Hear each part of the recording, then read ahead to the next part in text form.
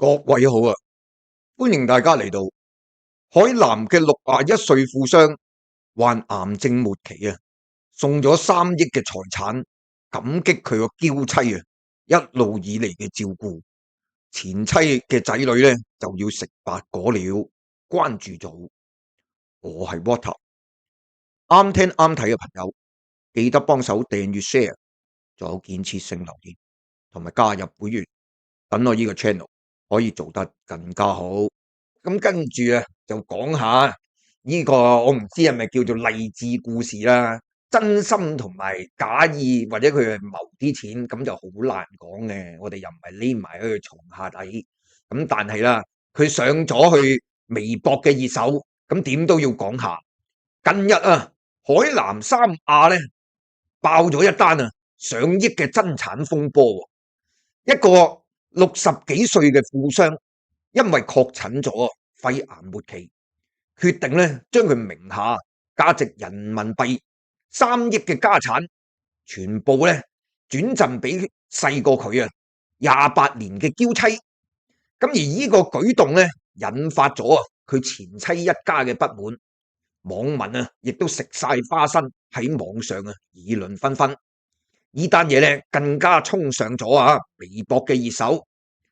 咁根據新浪熱點嘅報導，海南三亞咧有一位61歲嘅富商侯老七，10年前咧就同細過佢28年嘅李女士結婚，對方咧就係喺1993年出世，今年咧先至得33歲，即係18歲嘅時候就跟佢噶咯。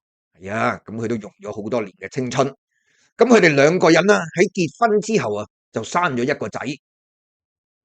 咁近年侯老七咧就被診斷為肺癌晚期，期間咧已經經歷咗5次嘅化療，嬌妻始終咧都係不離不棄陪伴阿老七咧就去睇醫生，咁所以令到阿老七咧相當之感動。咁喺生命倒數之餘咧，老七就決定將佢名下價值人仔3億嘅財產咧，全部轉到佢嬌妻嘅名下，可以令到佢咧獨立管理啊。咁嗱，你問我，我相信人之將死嘅時候，最感恩嘅都係喺佢身邊照顧佢嘅人啦。就算當呢位李女士終極目的都係想謀住佢副身家都好啦，咁但係你都睇到係佢用咗咁多嘅青春，同埋又用心有耐性咁樣去照顧阿老七，冇心加害佢嘅話，咁佢同埋啲錢人哋阿老七噶嘛，係呢個富商嘅，咁佢自己都有權決定佢點樣安排佢嘅財產。咁但係有啲網民就幫佢計啦，10年就可以揾到3億。咁平均一年咧就係3000萬，每個月咧都有差唔多接近300萬，每日咧就揾到10萬蚊啊！咁所以咧呢個行為引發起咧侯老七同埋前妻所生嘅2名子女咧強烈不滿，因為我就乜都冇得分，佢哋咧就覺得全部財產轉俾依家現任妻子咧就有失公平。咁對於財產嘅爭議，李女士就話咧自己冇意爭佢老公嘅資產，亦都從來冇主動提過咧財產嘅安排。咁之後仲會繼續陪住老公咧走去養病。嗱，咁佢接受訪問或者向住媒體講嘢嘅時候，咁佢都係講得幾得體啦，算係唔會話一開始我要你個100萬嚟做飲食生意你明明有450萬咁樣，起碼人哋嗰個意圖冇咁明顯。咁同埋啦，即係家家有本難念的經，背後個故事係點樣，其實就冇人知，得啲當事人就會知啦。係啊，咁真又好啦，假又好啦，阿李女士都咁有耐性。咁好多網民都覺得咧，前妻同埋佢嘅前妻嘅仔女咧，應該就做得唔係咁好。如果唔係嘅話咧，都唔會俾人有機可乘。同埋你啲家人見到阿老七病可能就已經離棄咗佢啦，都係等阿老七啦，8年雞佬之後啊，等分身家，咁人哋起碼做翻佢應份嘅嘢啊。係啊，你唔好理佢，我哋點知佢嘅心裏邊諗啲乜嘢啫？咁啊，好多嘅網民咧睇到呢單新聞之後啊，都係有讚有彈啦。有啲人就覺得用10年去換3億，絕對就係抵啦。係啊，你打咩工？你做私家看護都好啦，做10年可以點樣去揾到3億啫？你除非好似阿艷娟咁勁嘅啫，即係個港姐唔知季軍啊，定係好似季軍咁就嫁咗一個澳門嘅富商啦。咁佢幾個月就賺咗3億，唔係個個都得噶嘛？人哋仲要係香港小姐，係咪先？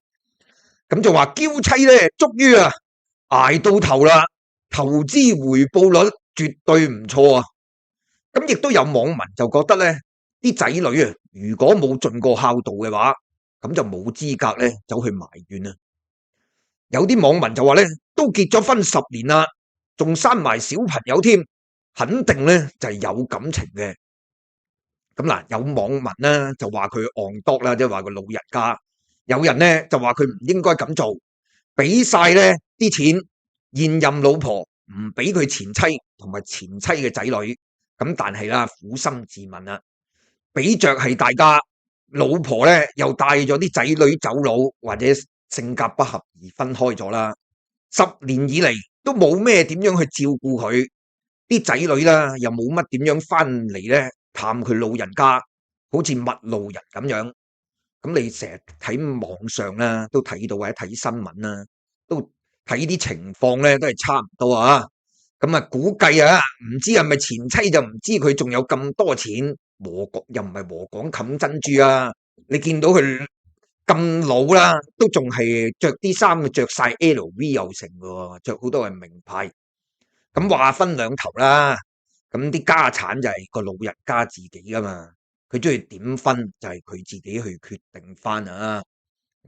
咁咧有啲觀眾都覺得啦，係啊，跟咗佢10年，仔又生埋啦，咁佢都係應得。同埋佢接受傳媒訪問嘅時候，佢都話我冇同佢講過啲錢。佢因為講嘢得體先啦，內心你好難睇到人哋一個人內心係諗啲乜嘢。咁但係佢起碼表面上睇到佢都係對佢老公係唔錯啦，就是這樣子。咁睇下有啲都冇乜咩更新嘅啦，除非佢啲仔女又嘈，唔知嘈到點樣嘅啫。